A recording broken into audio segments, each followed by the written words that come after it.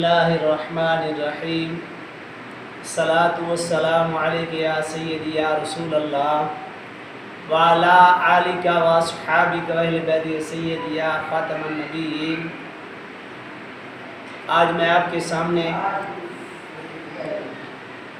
لیلۃ القدر کا کچھ ذکر کروں گا، اس کا وظائف بتاؤں گا جو کل رات انشاءاللہ آنے والی ہے۔ بابرکت والی رات ہے، عظمت والی رات ہے، اور علماء محدثین فرماتے ہیں جو اس رات کے اندر سچے دل سے اگر کوئی شخص دو رکعت نماز نفل پڑھے تو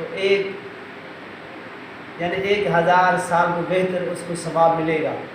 یعنی اس رات کے اندر اتنی فضیلت ہے، اتنی برکت ہے۔ اس رات کے اندر قرآن پاک نازل ہوا، اللہ کے فرشتے نازل ہوتے ہیں، اللہ کے دربار میں گڑ گڑا کر گناہوں کے معافی مانگے، اللہ سے رزق طلب کریں، اور اللہ کے حضور جو کچھ مانگ رہا ہو اس رات کے اندر مانگے۔ وہ مختصر کا وظیفہ ہے۔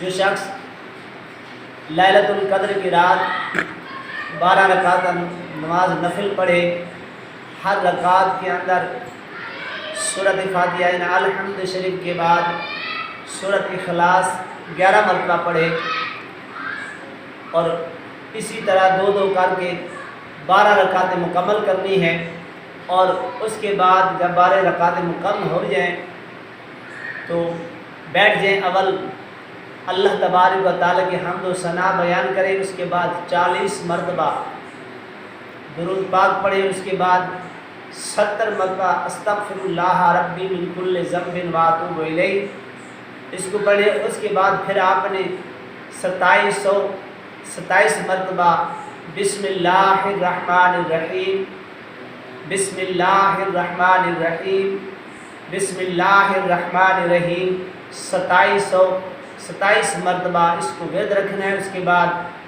آپ نے پھر 40 مرتبہ درود پڑھ کے جو بھی نیت اس کے اندر رکھیں گے، جو اللہ کے حضور آپ نے مانگنا ہو، جس چیز کا تصور آپ رکھیں گے، انشاءاللہ رات گزرنے سے پہلے وہ آپ کا کام ہو جائے گا، آپ کی دعا فوراً قبول ہو جائے گی۔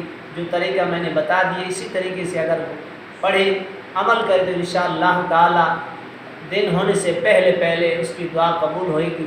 مختصر عمل ہے اور بہترین لاجواب عمل ہے، اس میں ٹائم بھی نہیں لگے گا، مگر اس کے اندر نیت مخلص ہونی چاہیے۔ نیت کریں کہ فلاں کام یا اللہ پاک میں وظیفہ پڑھ رہا ہوں، فلاں کام میرا ہو جائے۔ اگر رزق کی بندش ہے تو رزق کے لیے پڑھے، کاروبار کے لیے بندش ہے اس کے لیے پڑھے، رشتے کے لیے ہے تو رشتے کے لیے پڑھے۔ مقصد الغرض جس مقصد کے لیے اس کو نیت رکھ کے پڑھے۔ اگر تمام مسائل دل میں رکھے، یا اللہ میں آج کی رات کے اندر اس وظیفے کے سر کے تمام مسئلے میرے حل ہو جائیں، انشاءاللہ اللہ کے خزانے میں کمی نہیں ہے۔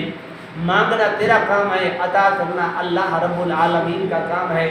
تو انشاءاللہ تعالی اس کے بعد آپ جو بھی دعا مانگیں گے اللہ کے حضور قبول ہوگی۔ آپ اپنے کے لیے بھی دعا کریں، والدین کے لیے، رشتہ داروں کے لیے، اور حضور کی ساری امت کے لیے اس رات کے اندر بخشش کی دعا کریں۔